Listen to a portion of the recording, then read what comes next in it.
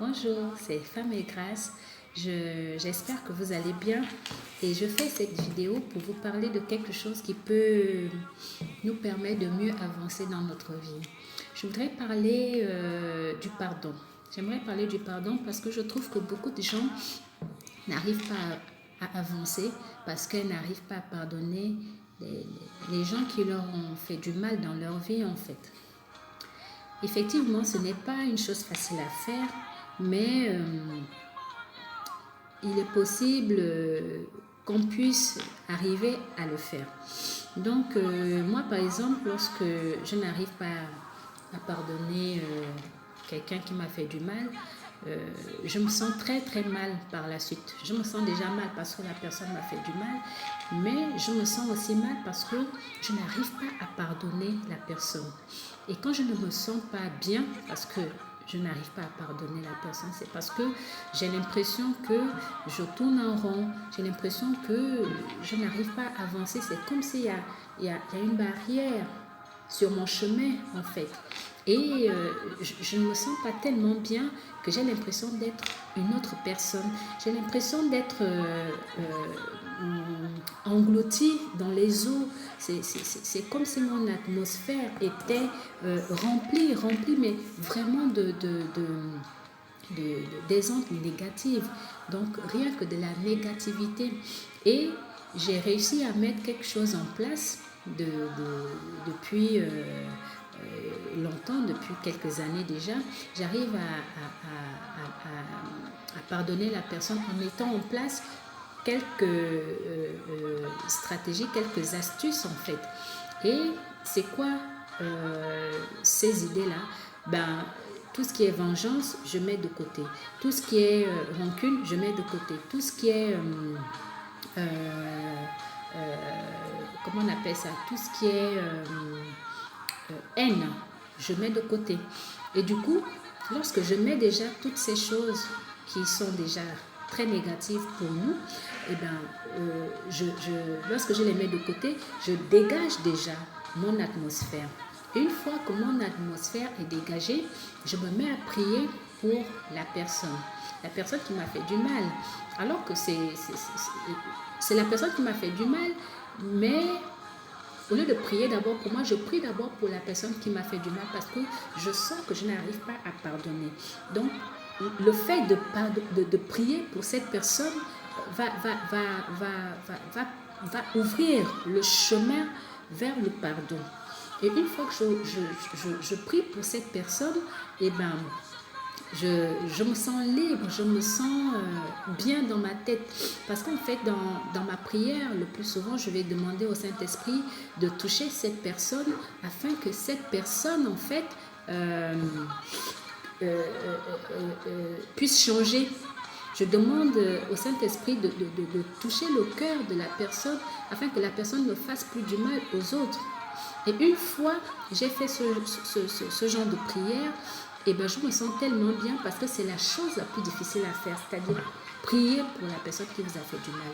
Et lorsque j'ai réussi à prier pour cette personne, mais vraiment avec sincérité, ben je me sens tellement bien, je me sens apaisée. Et là, je vais prier maintenant pour moi, pour demander justement à Dieu que la paix que je ressens sur le moment perdure. Et une fois que je mets cette prière en pratique, c'est-à-dire essayer d'avoir la paix, eh ben, je me sens dégagée. Et à ce moment-là, je ressens le pardon qui vient petit à petit, et jusqu'à ce que cette boule qui était dans mon cœur à cause de l'acte posé par l'autre, disparaisse en fait. C'est un exercice que je vous invite vraiment à faire lorsqu'on vous fait du mal. C'est un exercice à mettre en place. Vous allez voir qu'il y aura une différence entre toi avant le pardon et toi après le pardon. Donc, ce n'est pas facile, je le sais, mais je vais quand même vous partager un petit témoignage de moi lorsque j'étais petite, en fait, mon papa, il est décédé, je n'avais que 4 ans. Et lorsqu'il est décédé, il n'est pas mort d'une mort naturelle, il a été assassiné, mon papa. Et j'ai grandi dans le même quartier que la personne qui avait posé l'acte à feu. Moi, il m'arrivait de dire bonjour à ce monsieur. À chaque fois que je le croisais, je lui disais bonjour et il était à chaque fois troublé par mon bonjour parce qu'il s'attendait à ce que je passe sans lui dire bonjour et pourtant j'étais petite. Hein. Donc j'ai grandi comme ça et aujourd'hui je me rends compte que en fait j'étais déjà en train de préparer mon état d'esprit à évacuer la douleur, à évacuer la haine surtout. Parce que la douleur peut-être encore elle peut exister, mais la haine envers cette personne, je ne l'avais pas, je ne la ressentais pas. Je ne ressentais pas une sorte de vengeance, comme dirait un enfant, pour dire oui, moi aussi je vais faire ça, moi aussi je vais tuer cette personne. Non, jamais. Mais j'avais cette paix en moi lorsque je croisais cette personne, je me disais, c'est lui qui a tué mon père, mais je ne vais pas traverser la route. Non, je le croisais et puis je disais bonjour et je passais mon chemin. Et aujourd'hui, je remercie le Seigneur parce que en fait, justement,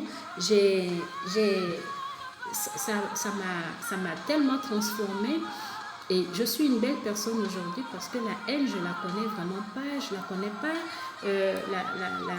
La vengeance, je la connais pas. Tu peux me faire du mal aujourd'hui, sur le moment, je vais avoir mal. Mais après, je vais passer à autre chose parce que je vais dégager toutes ces ondes négatives qui entraînent la haine en fait. Et franchement, nous pouvons y arriver et j'avais besoin de partager en fait cette petite expérience qui peut aider quelqu'un qui n'arrive pas à pardonner. Et puis, bon courage et à bientôt. C'est Femmes et Grâce. Merci, bisous.